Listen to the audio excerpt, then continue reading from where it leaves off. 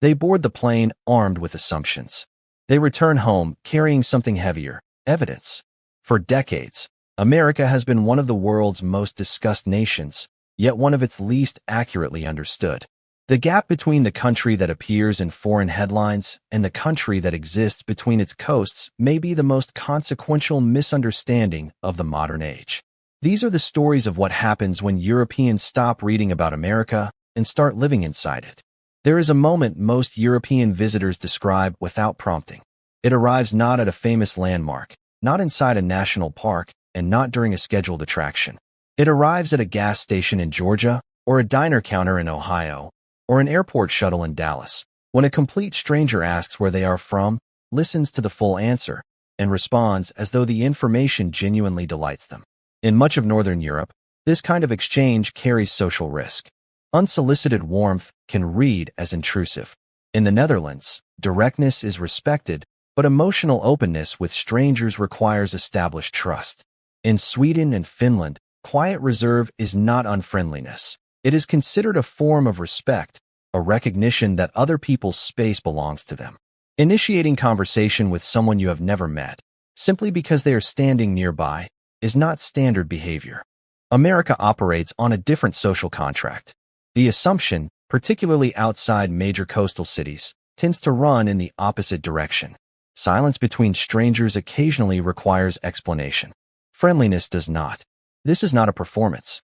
Researchers studying cross-cultural communication have consistently noted that American social warmth, while sometimes surprising to outsiders, reflects a genuine cultural value around approachability and community.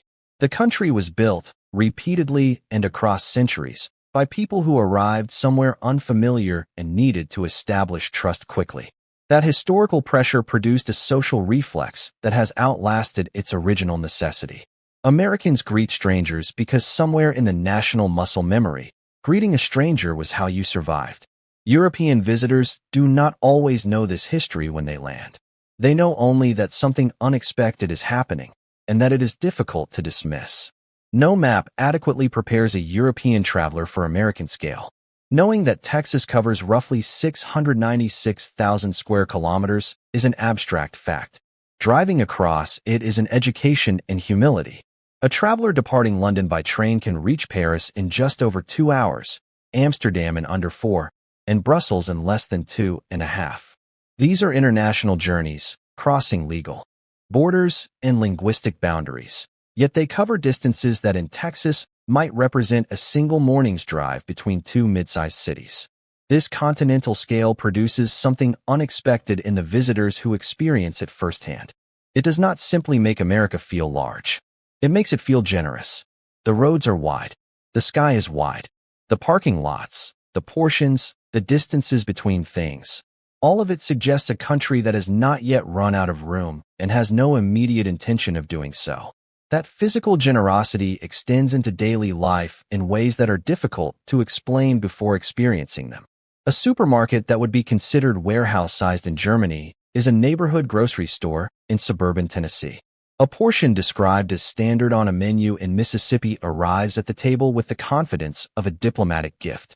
A highway rest stop in rural America may contain more square footage than the average European town square. None of this is accidental.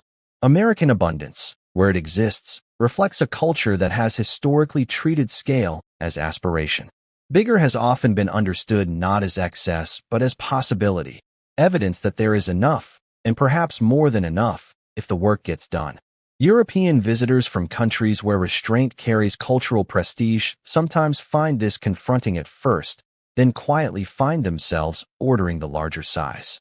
A pattern emerges consistently among European visitors who spend meaningful time in America. They arrive with a prepared mental image, assembled from news coverage, political commentary, social media, and the accumulated impressions of people who have never visited themselves. Then reality intervenes. The prepared image tends to emphasize conflict, danger, and division. These elements exist. America is a large, complex nation navigating profound social and political tensions, and responsible journalism captures that accurately. But journalism, by its nature, selects for the exceptional. A community where neighbors help each other reliably, where strangers assist visitors instinctively, and where ordinary life proceeds with decency and warmth, does not produce the kind of event that generates international coverage. What European visitors discover, repeatedly and often with genuine surprise, is that daily American life is largely composed of exactly those unreported moments. The airport worker who notices a lost traveler and walks them to their gate without being asked. The small business owner who spends 20 minutes explaining local history to someone who only came in to buy a bottle of water. The family at the next table in a Memphis restaurant who, upon hearing a foreign accent, sends over a recommendation for tomorrow's drive and refuses to treat it as a remarkable gesture. This does not mean the more difficult realities of American life are fictional. It means the international picture is structurally incomplete. News cycles optimize for urgency and conflict, which means the vast middle territory of a functioning society, imperfect, complicated, but genuinely kind in countless daily interactions, rarely makes the broadcast. The European visitors who articulate this most clearly are not being naive. They are being precise. They are not saying America has no problems. They are saying the problems are not the whole story, and that learning the difference requires showing up in person. One of the features of American travel that visitors consistently fail to anticipate is how dramatically the country changes while remaining recognizably itself. The transition from Louisiana to Tennessee does not simply bring a different landscape. It brings a different rhythm, a different culinary tradition, a different relationship between people and their history, and a different understanding of what Saturday afternoon is for. Moving from coastal Massachusetts to rural Montana shifts not only the scenery but the tempo of life, the scale of silence, and the way time appears to move through the day.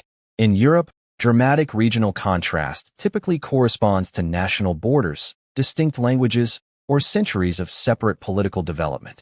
Bavaria and Brandenburg are both German, but their cultural characters diverged through different histories. Catalonia and Castile share a passport, but not a language. These differences are real and deep, and European identity is enriched by them. America produces comparable contrast while sharing a legal framework, a common language in most practical contexts, and a single national currency. The accent shifts from the Georgia Piedmont to the Minnesota Lakes, but the conversation is still in English. The food changes from low-country South Carolina to the high desert of New Mexico, but the dollar bill is the same. This means European visitors can accumulate what feel like multiple international travel experiences without the logistical friction of crossing borders. They can arrive in one cultural universe in the morning, drive for 6 hours, and find themselves in something entirely different by evening, while still reading the same highway signs, using the same phone plan, and ordering from a menu written in the same language. The result is a kind of cultural generosity that is difficult to find anywhere else at this scale. America contains multitudes not as a slogan, but as a geographical and social fact. Visitors who come expecting one country to leave have met several, all of them flying the same flag, all of them convinced their particular corner deserves to be experienced first. Perhaps the most striking pattern in the testimonies of returning European visitors is not the warmth they describe, or the scale, or the regional variety. It is what they do when they get home. They argue. Friends who have not been to America repeat familiar impressions gathered from the media. The returning visitor, sometimes to their own surprise, finds themselves pushing back. Not because they believe the criticisms are entirely wrong, but because they have acquired information that complicates the picture, and they can no longer accept the simplified version without correction. This is a meaningful shift. Tourism usually produces memories and photographs. America, for many European visitors, also produces a mild form of advocacy. They come as observers. They leave as people who have seen something that does not match the description on the box, and who feel some obligation to say so. That impulse reflects something real about how understanding is built. A country this large and this internally varied cannot be known through its most dramatic exported moments. It can only be understood by moving through it, by accumulating small and ordinary interactions until the picture acquires depth and nuance. The visitors who make that journey discover that the America which surprises them most is not the famous skylines, the recognizable landmarks, or the historic monuments. It is the clerk who notices their confusion and helps without being asked. The driver who knows 3 different routes and recommends the one with the better view. The stranger who hears a foreign accent and treats it as an invitation rather than an obstacle. That America does not make the evening news. It makes the farewell video, the returned phone call, and the conversation with a friend back home that begins with the words, "Actually, I think we had it wrong." Airports are honest places. The performance that travel sometimes requires has mostly exhausted itself by the time a visitor reaches the departure gate. What remains is unfiltered. And what remains, for a remarkable number of European visitors leaving America, is something they were not expecting to carry home. Not souvenirs. Not photographs, exactly. Something closer to a revised understanding of a place they thought they already knew. America is not simple. No country of 330 million people, spanning a continent, holding together an enormous diversity of communities, histories, and ambitions, could possibly be simple. Its contradictions are real. Its problems are documented and serious. Its political divisions produce genuine damage, and its social inequalities represent challenges that cannot be waved away by pointing to friendly gas station encounters. But complexity is not the same as hopelessness, and the visitors who spend time moving through ordinary American life tend to return home with a clearer sense of that distinction. They saw the problems reported in the news. They also saw the people whose reports did not follow home, the ones running the counters, driving the routes, volunteering at the events, donating to the causes, holding the doors, and building the communities that make daily life function and occasionally, quietly, make it remarkable. That is the America the departure gate keeps revealing. Not perfect, not fully understood from a distance, but larger, warmer, more varied, and more human than the version that crosses the Atlantic in broadcast form.